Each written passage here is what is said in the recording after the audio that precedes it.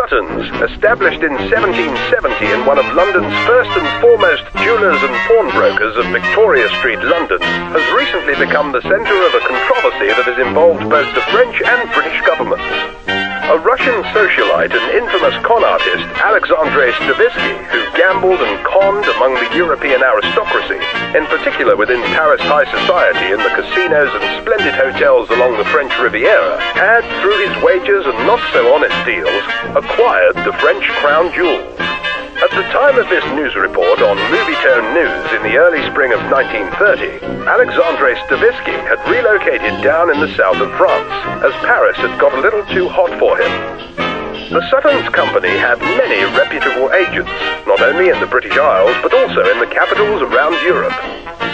One agent who was living in Paris had met the infamous Stavisky in Cannes at a client's dinner party and advised Stavisky on the best method of realizing the value of his extraordinary collection of jewels. Into the ramifications of the Stavisky Affair.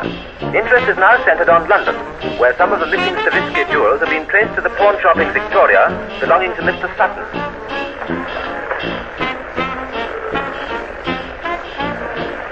The existence of jewels, and Stavisky jewels at that, proves a veritable lodestone to gentlemen of the press, who are gathered to catch a glimpse of the elusive Mr. Sutton.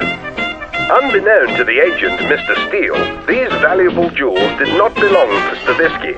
The agent suggested that to realize the cash within these magnificent pieces, he may consider a pledge or pawn through Sutton's shop in Victoria Street.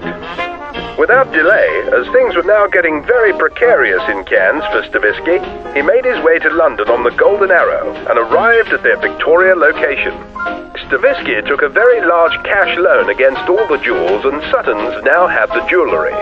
Stavisky's financial pledge was eventually discovered by the French police and exposed. The French government demanded that the jewels be returned to them with no cost. However, trying to avoid a large diplomatic scandal, the British government considered the pledge had been made in good faith, and as such the trading of the cash for the jewellery to be honest and fair. Therefore, they stood behind the Suttons family, who insisted that the jewels could only be redeemed in the normal way, by clearing the pledge and paying the interest. This was finally agreed, but not before the press on both sides of the channel had put their spin on the story.